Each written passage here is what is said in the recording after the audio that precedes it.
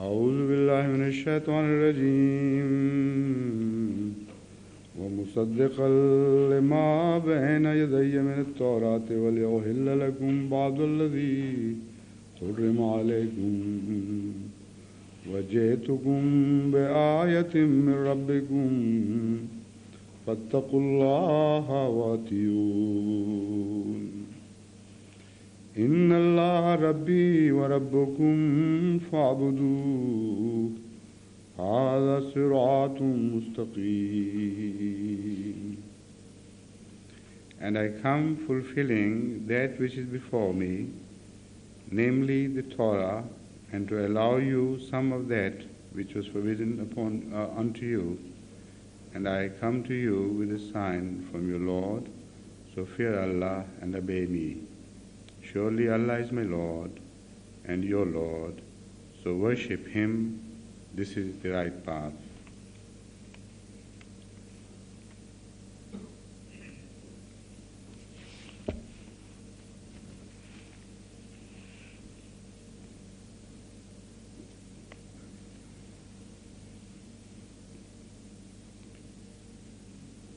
Yesterday we were discussing the verse 50th, the later part, the last part of it. أُنَبِّئُكُمْ بِمَا تَأْكُلُونَ وَمَا تَدَّخِرُونَ فِي بُيُوتِكُمْ إِنَّ فِي ذَلِكَ لَآيَةً لَكُمْ إِن كُنتُم مُؤْمِنِينَ. In fact, every prophet speaks of what people should spend and what they should not, what they should hold and what they should spend, and the real meanings of the spending and the hoarding or saving. And the Holy Quran is also full of this teaching. Hazrat sallallahu alaihi wasallam himself once said that whatever we have, we own, in fact, that can be divided into three parts. That which we eat and spend on ourselves, that is finished, that we no longer own. That what we leave for our children behind, that doesn't belong to us anymore, because we part from it and we go to the other world. So whatever is ours in reality, what we hoard in actually for ourselves, is that part of the our belonging which we have spent in the path of Allah. So perhaps to this verse is also referring, where Jesus Christ is described to have claimed that I tell you what you have in your let me read. أُنَبِّئُكُمْ بِمَا تَأْكُلُونَ وَمَا تَدَّخِرُونَ. The reality, the real position or the real worth of what you eat or what you hoard, I'm telling you in the spiritual terms.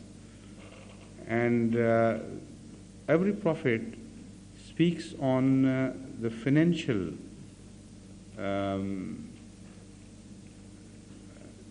code that should be followed by his people.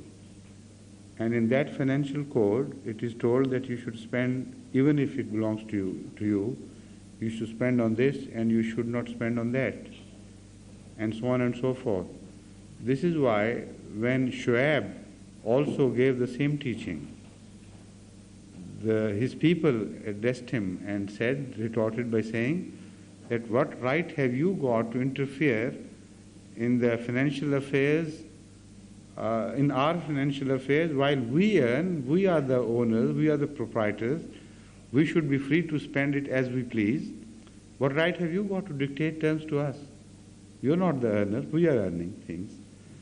So that is common in all prophets, particularly Jesus Christ, because he specially emphasized the hollowness of worldly treasures and taught his people a life of asceticism and sacrificing everything in the cause of Allah, to a degree that he stood out among other prophets in this overemphasis.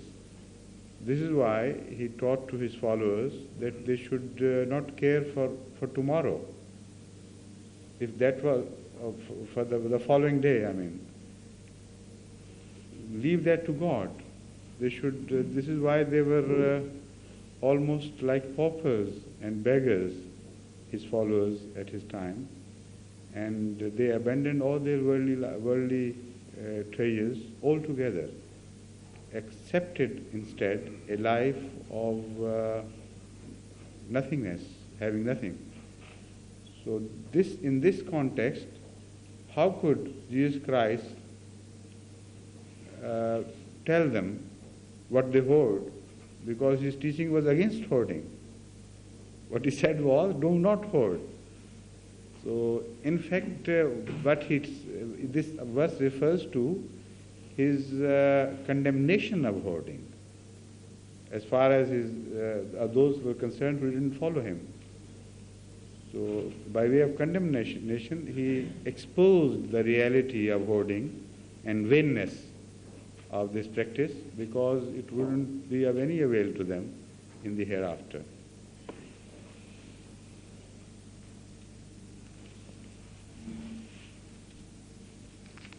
وَمُصَدِّقًا لِمَا بَيْنَ يَدَيَّ مِنَ التَّوْرَاةِ, and I have come to fulfill that which is before me of the Torah. This have already been discussed in some earlier verse which also carried the word musaddiq, which also contained the word musaddiq. As I told you earlier, there are two expressions in the Holy Quran, musaddiqan lima baina yadayhi or baina yadayya, or lima ma'hu, ma'hum. Musaddiqan lima baina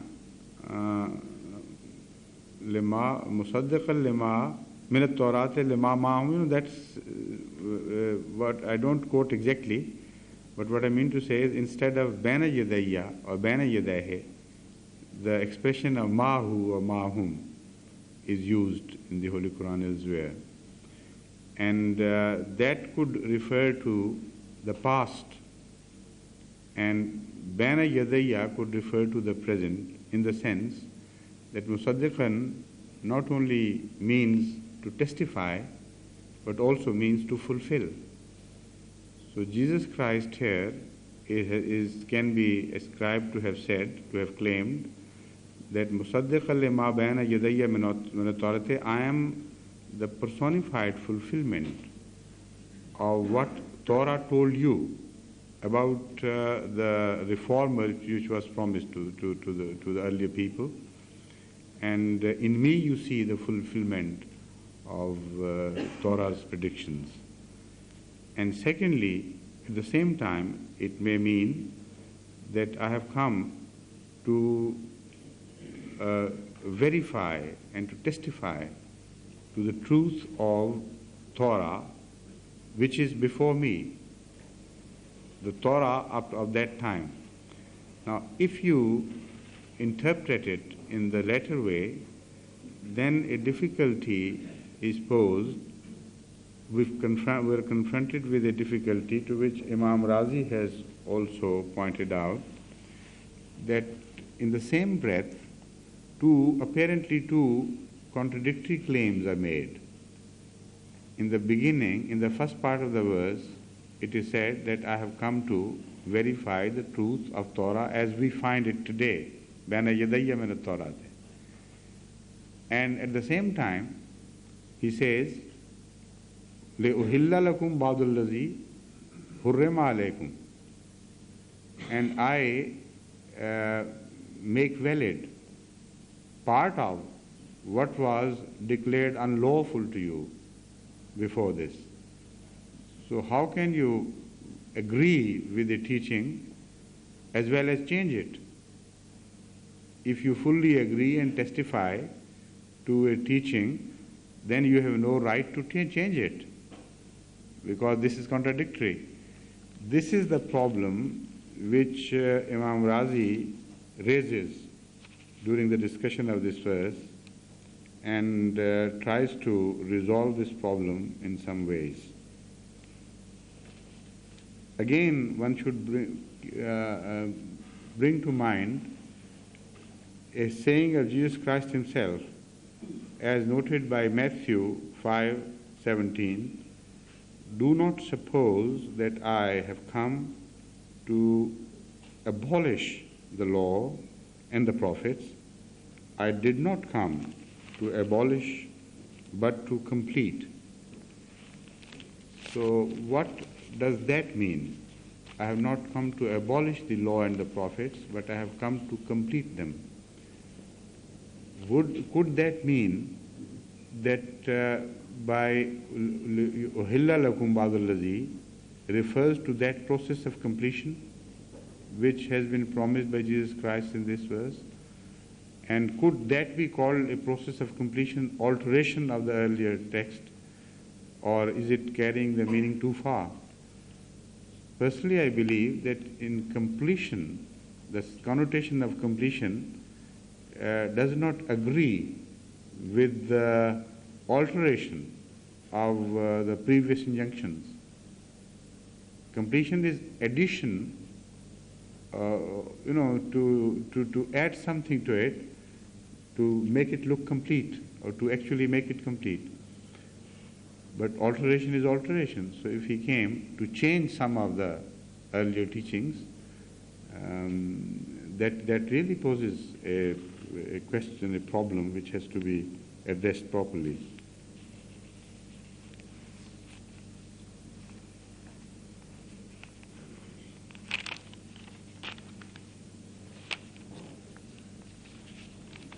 Imam Razi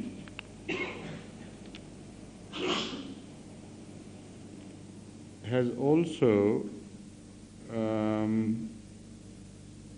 forwarded or put forward some very interesting explanation of the word Musaddiq, which is exactly as Jamaat Ahmadi understands by way of the second visit of Hazrat Jesus Christ, peace be upon him. We believe that he reappeared in the spirit and in form, in spirit, not though in bodily form, to fulfill a purpose which was to repeat what Jesus Christ did earlier vis-a-vis Judaism in the world of Islam. So what is Musaddiq means? What does Musaddiq mean in relation to Jesus Christ's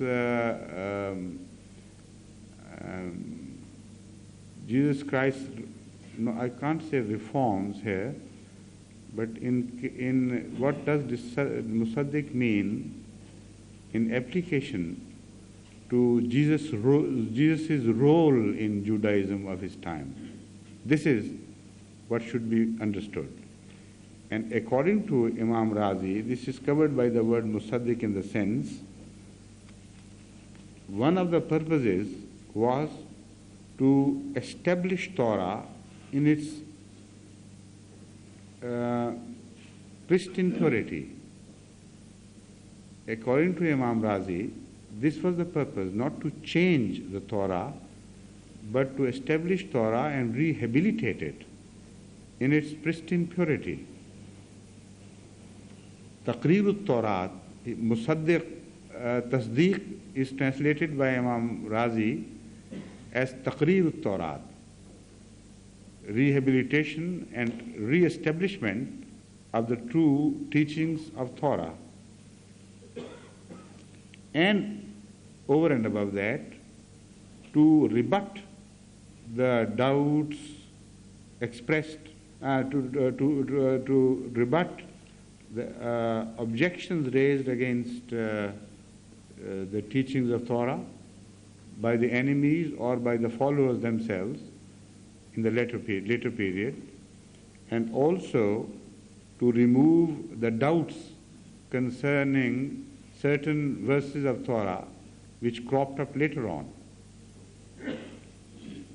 Also the ignorant people had interfered with the teachings of the Torah in so many ways to remove those interpolations and to clarify the true position of Torah's teachings and to wash it of all the spurious claims about the teachings of Torah by the scholars of the later days.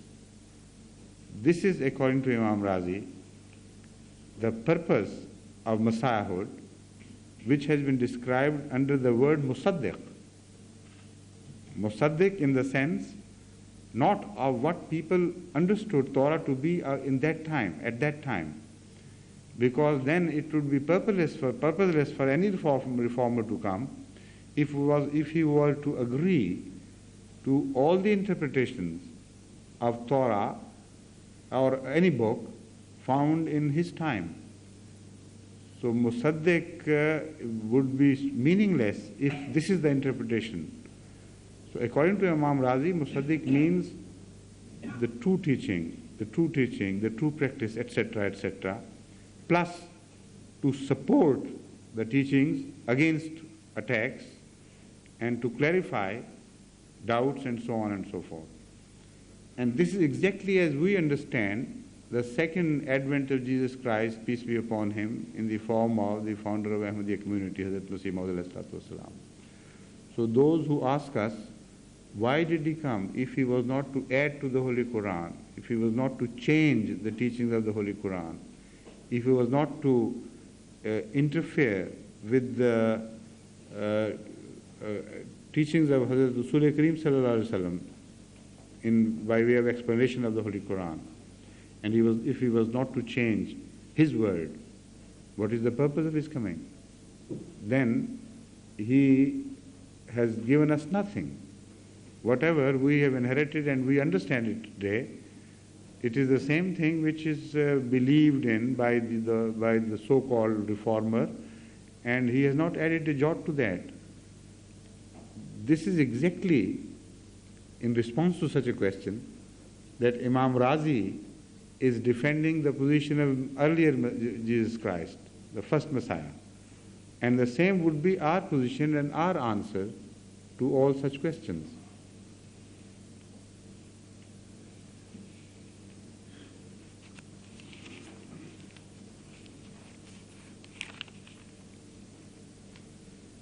Now, about the second part, as I have already told you, Imam Razi is perplexed as to why there is an apparent, not perplexed but a bit worried about why there is an apparent contradiction in tasdeeq and uhilla lakum ba'dal ladhi.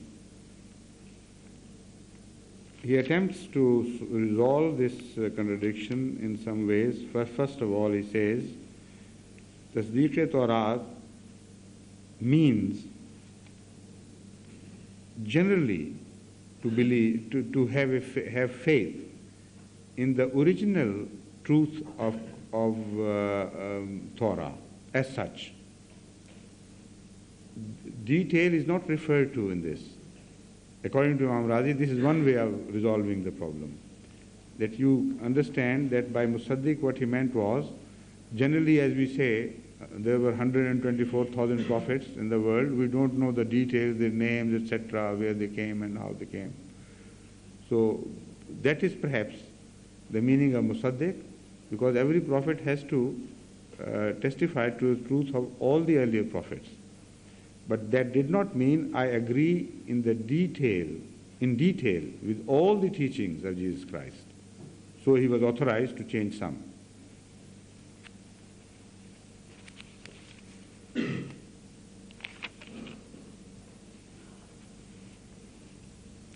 Secondly, a very interesting position taken by him is that because Messiah is inseparable from Torah, because his coming was specially predicted in Torah, and as such he was a part and parcel of the Jewish teachings, he had a right, therefore, to explain Torah on the authority of the Torah itself, because his coming was validated by Torah, declared authentic, and he was predicted as true representative of truth in the latter days among the followers of Torah.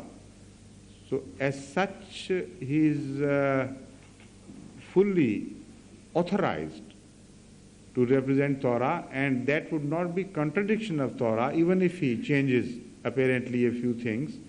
That would be on the authority of Torah, a sort of reformation process of Torah by itself, that sort of thing, but through the agency of Jesus Christ.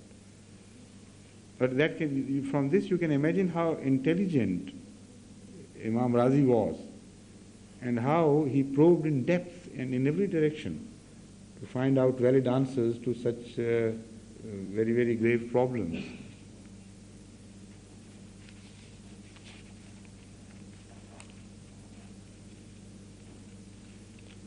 Afterwards, he quotes other ulama of his time and says all the same, Muslim clergy is divided, Muslim scholars are divided about the true meaning of this verse.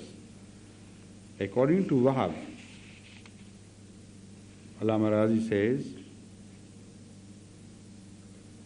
he was a follower of the law of Moses, and he did not bring about any change whatsoever. So, Uhilla lakum ba'dul lazi is explained differently by Wahab in the light of this belief that he did not change a jot of Torah, and this was not the purpose of his coming.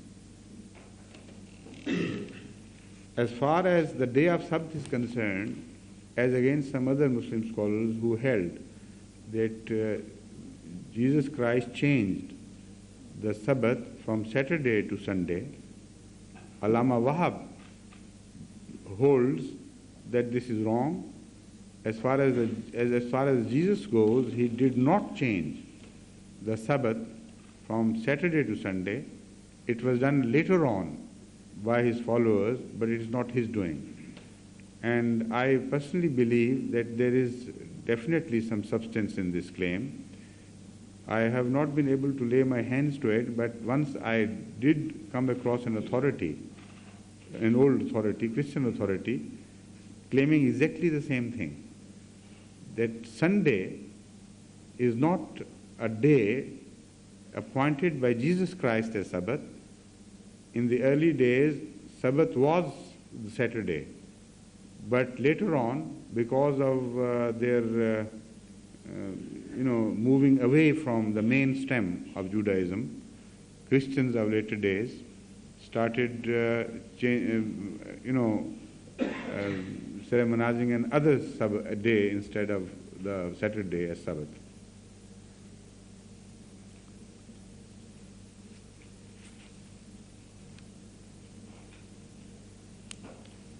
Now, again he says that what he is referred to be doing in the Holy Quran here in this verse is not to change the law of Sharia in any law of Moses in any way, but to change what other people had added to the teachings of Moses, and to remove those changes. And according to him, in the later days, some Jewish scholars or the clergy started adding restrictions and prohibitions into the biblical teaching which were not originally contained in the Bible. So what he did was he removed the spurious additional structure of these teachings and rehabilitated the teachings of Torah in its original purity. The same thing to a degree which has been said by Imam Razi. But there is one difference, very important difference.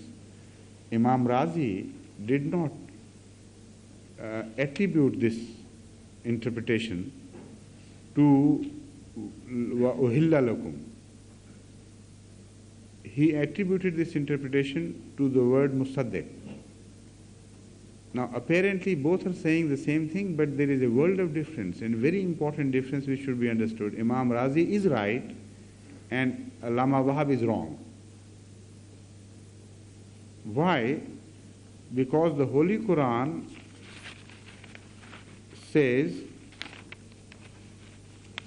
فَبِظُلْمٍ مِّنَ الَّذِينَ هَادُوا حَرَّمْنَا عَلَيْهِمْ طَيِّبَاتٍ أُحِلَّتْ لَهُمْ.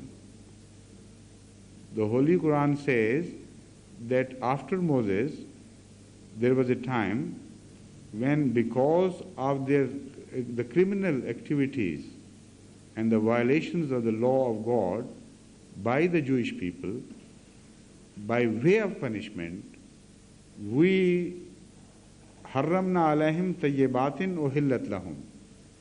We declared unlawful for them some of those things which, according to Torah, they were permitted to do. So there was a temporary period when, by way of punishment, some halal things were declared haram, some valid things were declared invalid. Like if in the fasting we experience every time that things are halal for us, valid for you to eat as you please of the wholesome food, but temporarily, by way of not punishment, but by way of improving the quality of your spirit, you go through this period where halal is declared haram for a while, temporarily. So temporarily, in a longer period, by way of punishment, God had declared part of the Torah teaching, part of those things which Torah had permitted to be illegal for the Jews.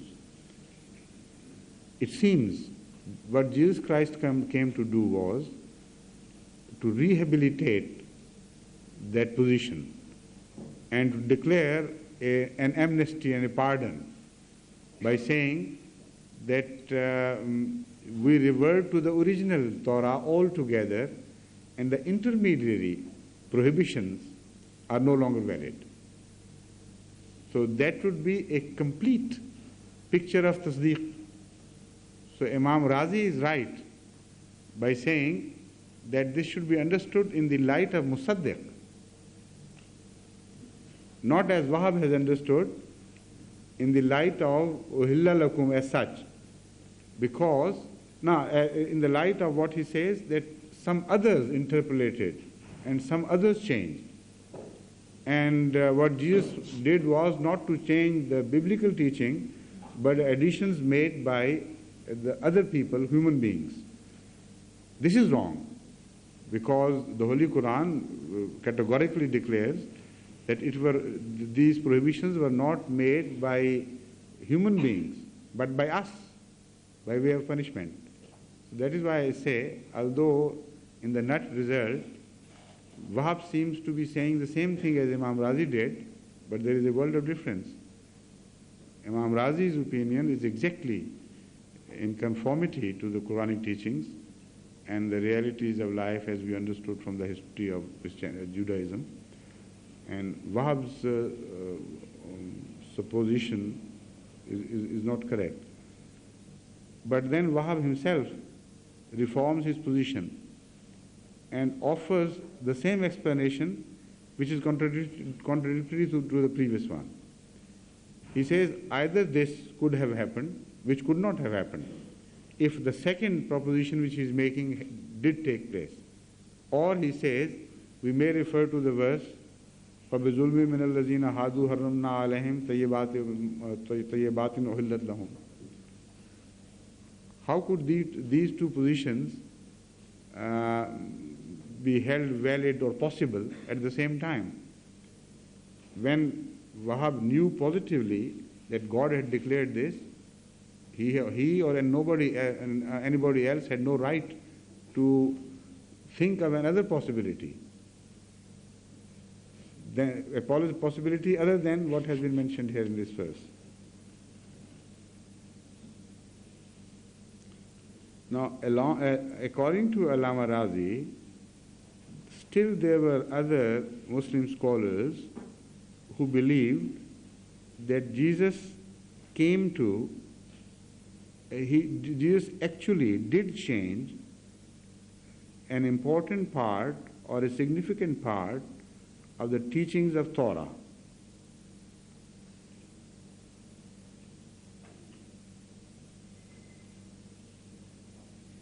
And they say that it is not against the principle of tasdeeq, that is verification or support, because the principle of nasikh mansukh is also barhaq. Now, nasikh mansukh, as understood by the non-Ahmadi scholars, unfortunately, also permits this principle to play havoc with the Quranic teachings, most unfortunately. And there we simply cannot agree with them at all. We reject this concept of nasikh mansukh. So the only valid explanation is the one which has already been explained, put forward by Imam Razi and well supported by the facts.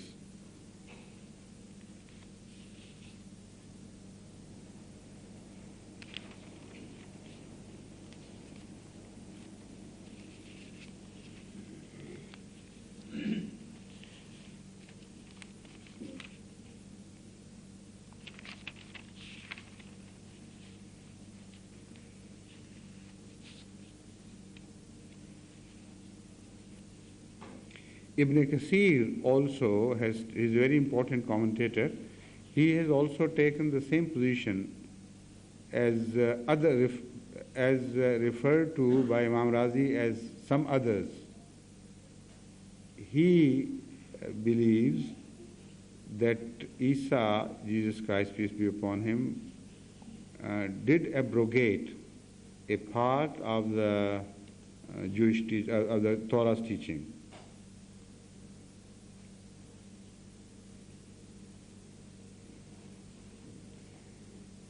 And Qasimi, in Tafsir Qasimi, again the same erroneous view has been repeated as held by Wahhab, that what Jesus Christ abrogated or changed was not Allah's teaching, but the addition by the Jewish scholars in the darker part of Jewish history. While the Holy Quran claims it was Allah who did it, and it was not, the additional prohibitions were made by Allah and not by people.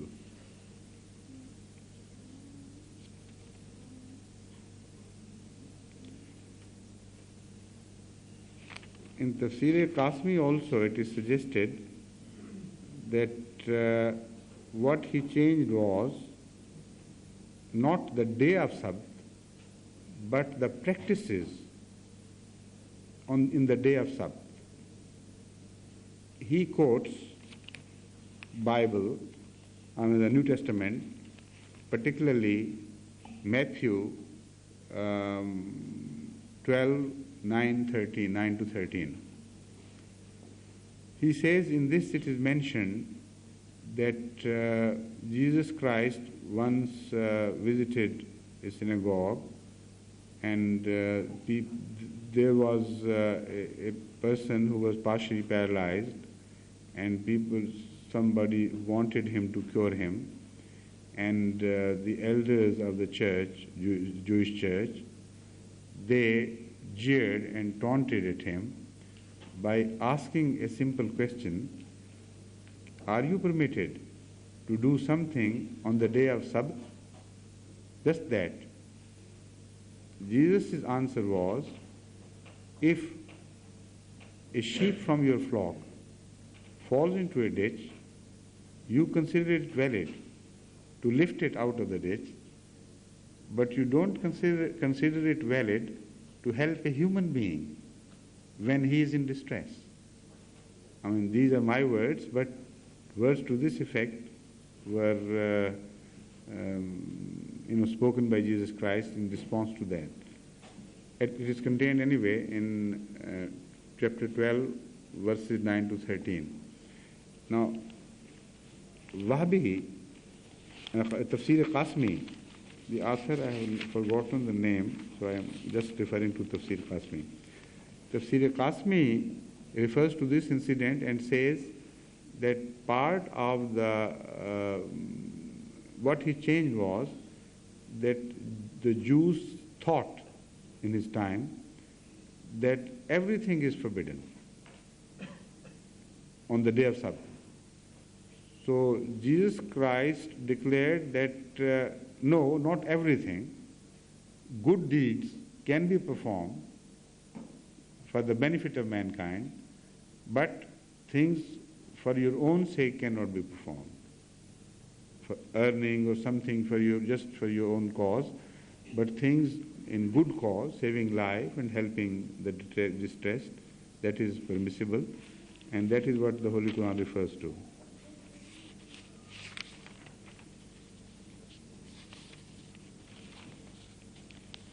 Now, some have raised this very vital question of actually declaring some food to be,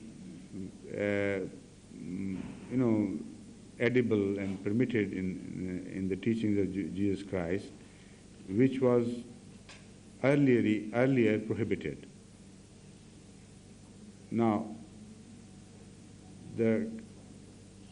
those scholars, some of them, I mean, under the influence of the Christian position, declare that khinzir, that is flesh of pig, is permitted by Jesus Christ, while earlier it was declared haram. Now this is wrong, absolutely false. An allegation on Jesus, peace be upon him, and on the New Testament, because nowhere will you find in the New Testament that Jesus Christ ever declared the flesh of pig to be edible or halal for them, or ever ate the flesh of pig himself. So Pauline teachings cannot be referred to Jesus Christ, peace be upon him, and the Holy Quran is not speaking of Saint Paul at all. The Holy Quran here is speaking of Jesus Christ, peace be upon him. And he never declared positively anything, any edible thing, which was haram previously, that is forbidden, and which was permitted by Jesus Christ. Now, this is an avenue which, in my opinion, is to be further explored. What was that, and at least what was that, which the Holy Quran is referring to, that we forbade them the use of that, although it was earlier permitted. The Holy Quran is not specific on that, and there must be, as we see Jesus Christ practicing the same Judaism in ordinary eating habits as was practiced before him, so that middle part is missing from the sight. What that is, a regular investigation is to be held. Once pondering on this question, I thought that perhaps a study of Talmud is going to help, because the Jewish law, as understood by the Jews today, is based much more on Talmud than on the study of Torah. So there are many things in their practices and day-to-day relationship which are not found as such in Torah at all. Talmud is understood to be an interpretation, but an interpretation which has gone too far. And gradually it became the law and displaced the law totally, like some scholars of the medieval ages in Islam are considered to be so high, to be holding such high authority by the Muslims of today, that their word has become the law, and they follow them blindly and completely.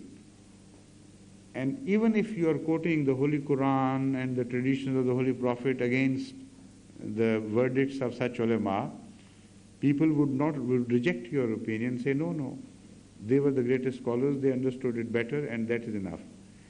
And they would not permit you to challenge their verdicts. Similarly, a time came in the history of Judaism where their scholars were so highly revered and exalted in their position that their word became law.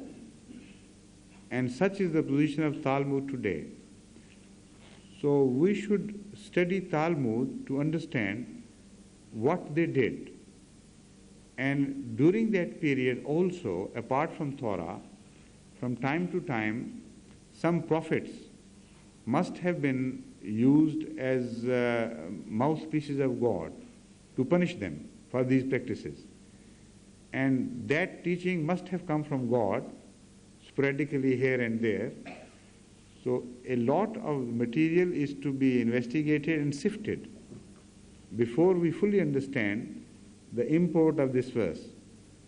This task has not yet been attended in the normal scientific methodical way. So once I appointed Chaudhry Muhammad Yaqub Sahab, who is also very scholarly in his attitude. He keeps on studying Christianity and Judaism on his own, to find a book of Talmud and start studying it, and I started giving him certain areas of investigation, pointing out certain areas of investigation. I intended to come to this as well. But unfortunately, I am surprised that Talmud was not available. So it's a huge book, and it requires a lot of concentrated study of this book to actually ultimately sift out this material. So ultimately from some synagogue, he was permitted the use of Talmud for only a few days, but he could not get his Talmud from the market, and even if he could, I think it would have cost thousands of pounds. Again, during this discussion, it was revealed to me that the translations of Talmud themselves are no longer trustworthy. And there has been a constant interpolation in Talmud itself. For instance, the French version of Talmud is substantially different in places from the English version of Talmud. And I appointed our Bhuno Sahib, our missionary there, to study Talmud, particularly in those areas where I found there was substantial difference between Talmud French version and the English version. And again he faced the same difficulty of finding the Talmud, where he could get it and how could he study it. If he could go and sit in the libraries, it would be a very time-consuming process. But some other scholars have worked on it, and they have pointed out the substantial differences to which I am referring.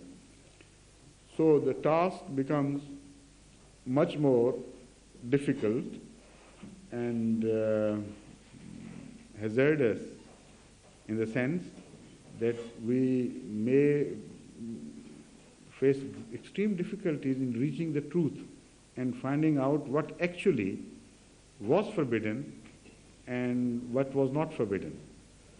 So I confess my inadequacy to tell you exactly what this verse means. What I have been telling you is what this verse does not mean. It could not have referred to such teachings as were added to the Bible by others, which Jesus Christ wiped out under this verse, "Uhilla lakum," because Allah explains it elsewhere that we did it. We took away the right of their practice in certain regions by way of punishment. So that is one part which should be considered under this verse. The second would be the additions made by the scholars. That would be covered by the first part, Musaddiqan, as Allama Razi has said. So there are two different areas of investigation. That part which was man-made, that would be covered by the task of Jesus Christ as described in Musaddiq, and that Uhilla lakum ba'dal ladhi, that would be covered by that part which God had desired to change temporarily.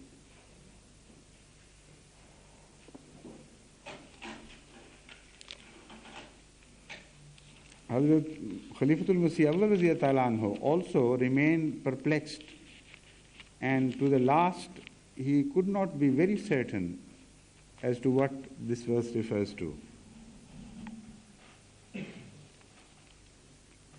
Although in the end he suggests something very interesting, I'll relate to you, but I'll quote from him. In fact, it is not a writing of Hazrat Khalifatul-Masih IV, but I'm quoting from the notes prepared from his commentary of the Holy Quran and published by Fakhruddin Multani in 1932, many years after the demise of Khalifatul-Masih IV.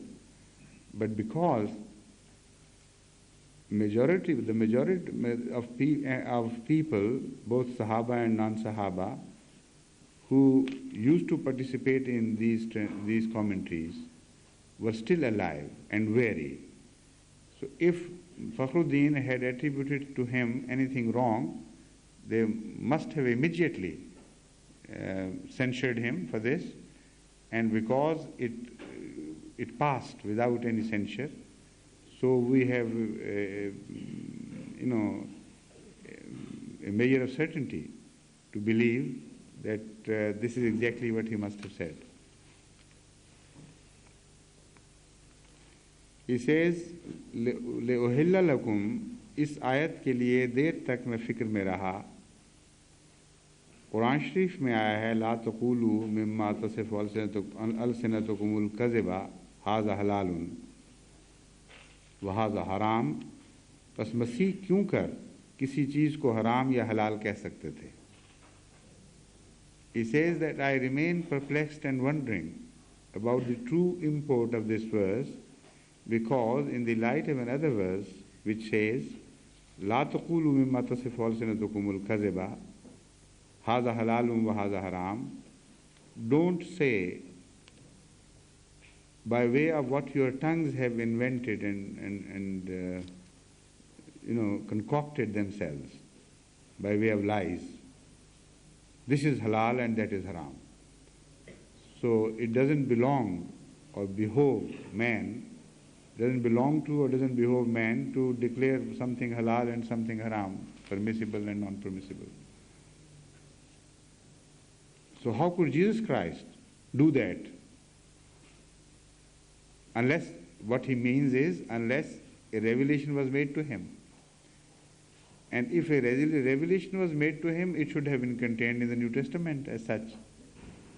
And then there was no need for us to search far and wide. Then we could pinpoint positively, this is the word of God which says, from now on this is permissible and this is not permissible, and so on and so forth. So this is why he says, I remain perplexed about this. बहुत सोच के बाद दो अमर हल हुए. Hal हुए, he says, so he doesn't remain perplexed anymore. According to him, he did find two possible solutions to this problem. एक तो ये कि इन्ना इब्राहीमा हर्रमा मक्का के माना सब यही करते हैं कि बय्यना हुर्मतहा. Now this is a very interesting point which he is raising. That although it is said Ibrahim, in Arabic it is said Ibrahim harrama makkata, he sanctified Mecca,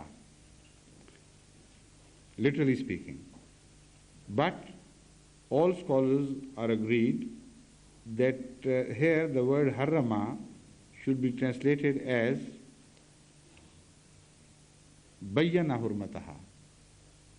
He told to people, he declared to people the sanctity of Mecca, and as such he is referred to as the one who harrama himself, as if. So he says, in this light, uhilla lakum would refer to the common explanation of why some things were forbidden and some others were not. To declare the hikmah, the underlying philosophy of halal and haram in the teachings of Torah. So, uhilla lakum would mean that I give you the philosophy of what was declared halal. Now, this is a very interesting proposition, but still it leaves you to certain confusion, leaves you still in certain confusion. Because afterwards said, what was made haram to you before.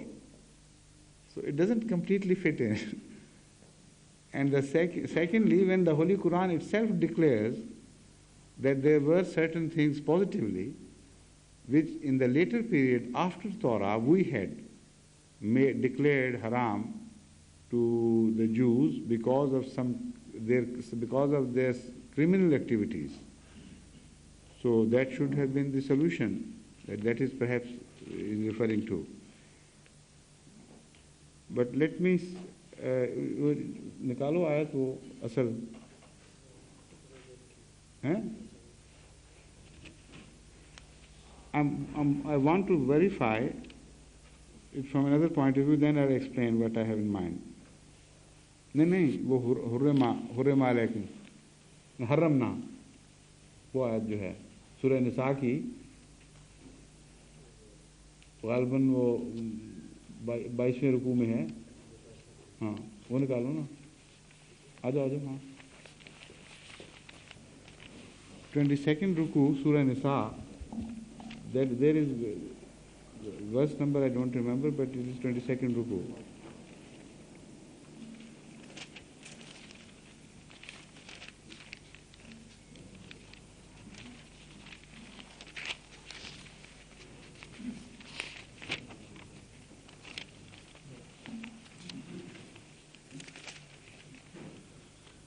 Harramna.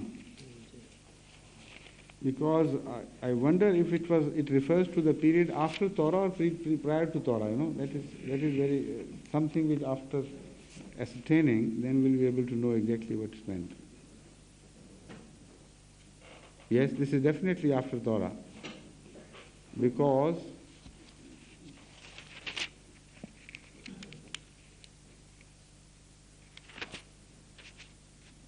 and also it is immediately in the context of Jesus Christ's functions, why he came and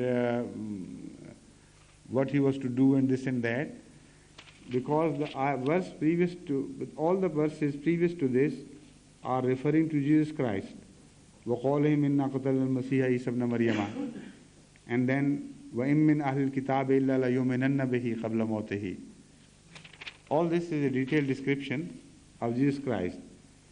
And suddenly we read, فَبِظُلْمٍ مِّنَ الَّذِينَ هَادُوا حَرَّمْنَا عَلَيْهِمْ طَيِّبَاتٍ أُحِلَّتْ لَهُمْ وَبِصَدِّهِمْ عَنْ سَبِيلِ اللَّهِ كَثِيرًا وَأَخْذِهِمُ الرِّبَا وَقَدْ نُهُوا عَنْهُ وَأَكْلِهِمْ أَمْوَالُ النَّاسِ بِالْبَاطِلِ وَأَعْتَدْنَا لِلْكَافِرِينَ مِنْهُمْ عَذَابًا أَلِيمًا. So positively, herein lies the explanation of that apparent problem. It is said that at the time of Jesus Christ, when he came, this was the position of the Jews, that prior to his coming, because of their continuous criminal activities and persistence in violating the laws of God, by way of punishment, had declared some things as invalid to them, which were previously declared valid by Torah. So it was just a temporary phase of punishment which came to an end by the coming of Jesus Christ, who came and declared, now we refer to the same verse, Uhilla lakum, he says, by way of a general amnesty, like when the sovereignties change, a new sovereign comes into power, he declares, all right, all the previous punishments are finished, done with, and I wipe out the punishments and all freedom is declared. So this is how this was a glad tidings for the Jews, his coming, that the extra difficulties to which they were put because of this punishment were removed from them by the coming of Jesus Christ, and this is what Uhilla means, Uhillu lakum means.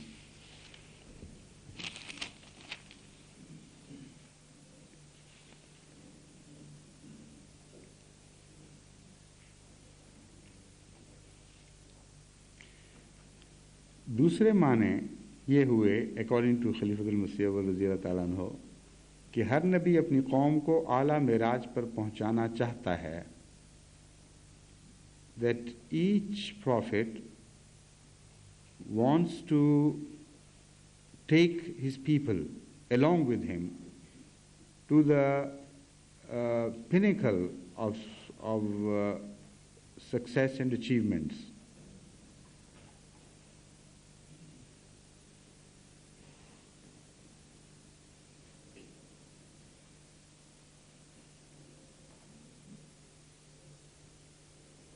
यहूदियों पर ज़िल्लत व मस्कनत लिख दी गई थी या कुछ और है, उनके लिए तय्यबात जो माल गनीमत और सल्तनत के इनामात के रंग में थे बवजह उनकी बदामाली के हराम कर दिए गए थे, यानी वो उनसे महरूम हो गए थे। अब ईसा कहते हैं मेरी पैरवी करो, ये सब इनामात जिनसे तुम महरूम हो तुम्हारे लिए हलाल कर देंगे।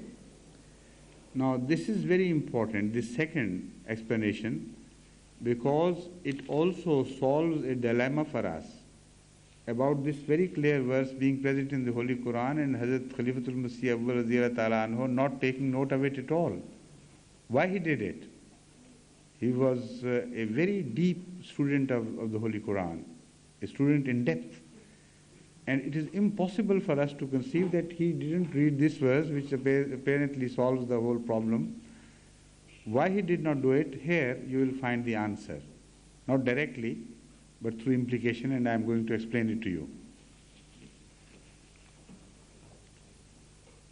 He says that what Jesus Christ declared to be halal was not regarding the injunctions of the Bible or later on in the period of Jewish history, what was declared to be haram, which was previously halal, but it only means that the Jews, because of their bad acts, their criminal acts and their wrongdoings, had fallen from the favors of Allah, and as such they were deprived of their previous great achievements in the form of the kingdoms and great worldly goods and beneficence they received as a result of their piety. So they had fallen from a very high position in the world to a very lowly state, where they were again being trodden under the feet of other people, Pharaoh-like people. New pharaohs had arisen as far as they were concerned.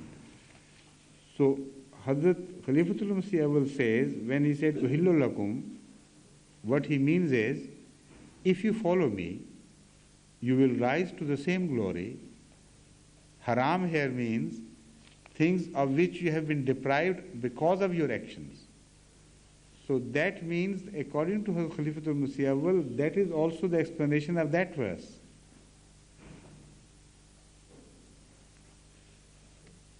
When the Holy Quran says, فَالْبِظُلْمٍ مِّنَ الَّذِينَ هَادُوا حَرَّمْنَا عَلَيْهِمْ طَيِّبَاتٍ أُحِلَّتْ لَهُمْ, here, according to Khalifatul-Masih IV, tayyibat refers to the rewards of goodness, of piety and righteousness. He is not speaking of do's and do nots at all. according to Hazrat Khalifatul-Masih IV. That is why he had to find an answer to tally exactly with his position regarding this verse. And this is the answer according to him. Now, this solves the whole problem. But still, I think there is room for further investigation as to actually whether there was something declared haram temporarily by way of punishment or not. And for that, I think if we search, and because of Khalifatul-Masih IV, according to his vast knowledge, could not find anything which Jesus Christ had declared halal, which apparently was haram to the Jews. So that was his dilemma.